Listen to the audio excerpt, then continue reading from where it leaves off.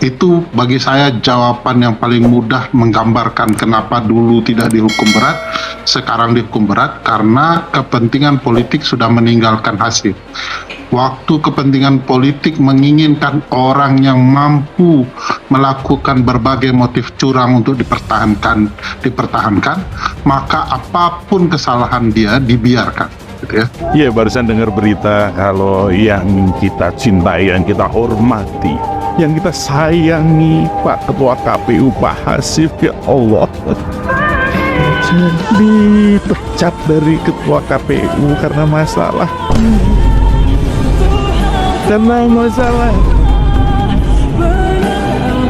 iya, cuman karena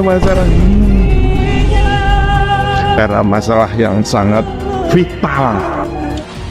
Pada kesempatan ini saya ingin menyampaikan dan mengucapkan Alhamdulillah, dan saya mengucapkan terima kasih kepada DKPP yang telah membebaskan saya dari tugas-tugas berat sebagai anggota KPU yang menyelenggarakan pemilu. Jangan anggap ini bukan pembelajaran yang memalukan, tidak hanya bagi Pak Hasyim Asyari, tapi bagi seluruh rakyat Indonesia, bagi bangsa ini. Ini pelajaran memalukan bagaimana kita bisa menempatkan figur orang tertentu di dalam sebuah mekanisme. Pemberhentian tetap kepada Teradu Hasyim Asyari selaku Ketua merangkap anggota Komisi Pemilihan Umum terhitung sejak putusan ini dibacakan. 3. Presiden Republik Indonesia untuk melaksanakan putusan ini paling lama 7 hari sejak putusan ini dibacakan. Kemudian dipilih di antara mereka juga.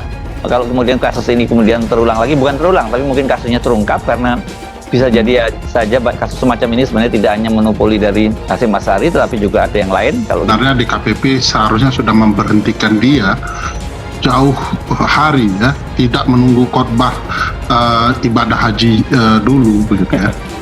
Karena satu, memang dia menggunakan pendekatan kekuasaan untuk mendapatkan keuntungan atau hasrat pribadi. Kedua, ada konflik kepentingan karena Asna ini adalah ketua partai tertentu dan ketika itu mau proses verifikasi partai dan segala macam.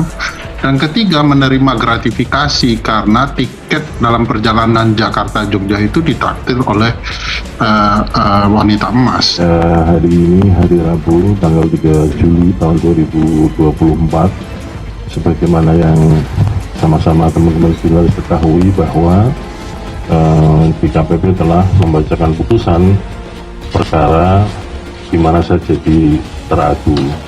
Dan sebagaimana diketahui, substansi dari putusan tersebut teman-teman sudah mengikuti semua.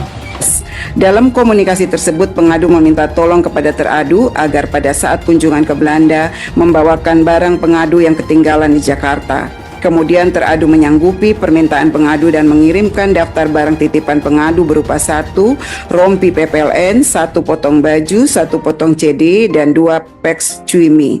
Terhadap pesan tersebut, pengadu menanyakan apa yang dimaksud dengan CD, padahal barang tersebut tidak termasuk barang yang dititipkan oleh pengadu. Ini kalau kita lihat ya kasusnya kasusnya sama, ini kasus perempuan juga. Kita mengingatkan kita ini pada kasus Hasna ini ya, ketua umum Partai Republik 1 gitu. Ini partai. Teradu memberi perlakuan khusus kepada pengadu dengan memesankan kamar hotel dan tiket pesawat untuk ikut serta dalam perjalanan dinas ke Singapura. Pada teman-teman jurnalis yang selama ini berinteraksi, berhubungan dengan saya, sekiranya ada kata-kata atau tindakan saya yang kurang berkenan, saya mohon maaf. Terhadap fakta tersebut, DKPP menilai tindakan teradu tidak dibenarkan menurut etika penyelenggara pemilu. Teradu terbukti menyisipkan kepentingan pribadi dalam melaksanakan tugasnya. Bahwa teradu menyusun dan menandatangani surat pernyataan tertanggal 2 Januari 2024 tidak bukti PS9 yang berisi janji-janji yang terlebih dahulu didiskusikan bersama-sama.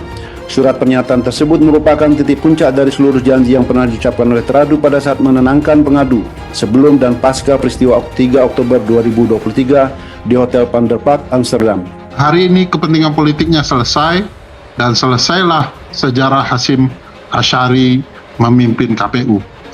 Dan bagi saya, sekali lagi ini bukan sesuatu yang mengejutkan dalam siklus kerumitan demokrasi kepemiluan kita. Dua, soal pembelian tiket pesawat dan makan di restoran. Faktanya selama ini pengadu yang selalu meminta hal-hal tersebut kepada teradu semacam reimburse. Pernyataan poin ketiga terkait teradu berusaha memberikan perlindungan kepada pengadu, baik berupa perlindungan nama baik dan kesehatan mental dan upaya untuk tidak mengecewakan pengadu. Rumusan tersebut merupakan permintaan pengadu. Pernyataan poin keempat, faktanya tidak ada sama sekali pernyataan teradu hendak menikahi pengadu, termasuk menyatakan untuk menjadi imam bagi pengadu sebagaimana pengadu dalilkan.